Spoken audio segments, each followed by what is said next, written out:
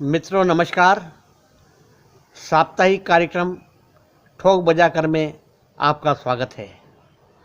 दोस्तों, मेहमान को हमने भगवान का दर्जा दिया है और इसके चलते अतिथि देवो भव की अवधारणा ने जन्म लिया है।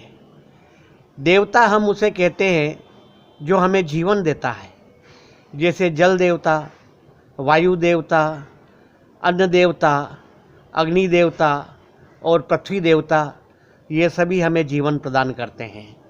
लेकिन प्रश्न यह पैदा होता है कि अतिथि को भी हम देवता कहते हैं, तो अतिथि हमें क्या देता है? अतिथि जब भी घर पर आता है तो उसका सारा खर्चा हमको उठाना पड़ता है, उसके खाने पीने रहने की सारी व्यवस्था हमें करना पड़ती है। तो फिर अतिथि हमें देता क्या है? दोस्तों, जो अतिथि हमें देता है वह है हमारे घर की बरकत। जिस घर में मेहमानों का झूठा गिरता है उस घर में कभी भी अन्न धन धान्य की कभी कमी नहीं आती है, खाने पीने का सामान का कभी भी टोटा नहीं पड़ता है। दूसरी बात यह है कि अतिथि आता है तो वो आपका क्या खाता है, क्योंकि रिज़्क और मौत ये दो चीज़ें भगवान ने अपने हाथ में रखी है। तो हर आदमी की रिज़्क उसके भाग्य में लिखी हुई होती है, और यदि वो अपने यहाँ पे खाना खाता है तो उसकी रिज़्क भगवान हमें पहले से ही पहुँचा देता है। यदि मेहमान आता है और हमें उसे कुछ खिलाते हैं तो हम क्या खिलाते हैं? हमें भगवान ने पहले ही उसके नाम का भेज दिया है जो हम उसे खिला रहे हैं। एक शायर ने लिखा है कि शुक्र कर अल्लाह का, रुसवा न हो मेहमान से, रिज़्क अपना खा रहा, तेरा तो दस्तरखान है। और मशहूर शायर मुनव्वर राणा ने भी यही कहा है कि सामान्य तिजारत मेरा ईमान नहीं है, हर दर पे झुके शर ये मेरी शान नहीं है।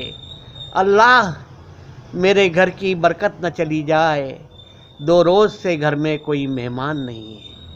मेहमान जैसे जैसे हमारे घर में आते जाते हैं हमारे घर की बरकत बढ़ने लगती है। मेहमान जब अपने घर पे आता है तो ढेर सारी बरकत वह अपने साथ में लाता है, और जब मेहमान आता है तो उसके स्वागत में हम अच्छा भोजन बनाते हैं, मिष्ठान्न बनाते हैं, और वह जब मेहमान खाता है तो हमको भी खाने को मिलता है। तो मेहमान के नसीब का हम भी खा रहे हैं। वो साथ में आता है लेकर ढेर सी बरकत, इस दौर में इतनी इनायत कौन करता है, इस फकीर के नसीब में फाके ही फाके हैं, मेहमान की बरकत से मेरा पेट भरता है। मेहमान जिस घर में आते हैं उस घर के अंदर उसके दरो दीवार से रहमत बरसने लगती है। मशहूर शायर अशोक साहिल ने भी यह लिखा है कि दरो दीवार से रहमत की खुशबू आने लगती है, हमारे घर में जब मेहमान आने जाने लगते।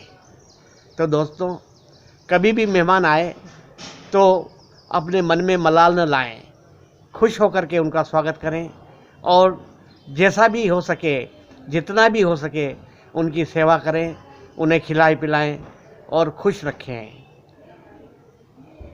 मुंडा में मिश्री घुले, आंगन पीपल छाँव, बगत मिले तो पामणा, आजो हमारे गाँव।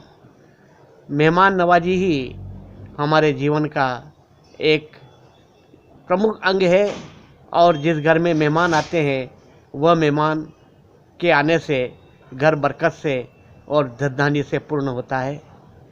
धन्यवाद।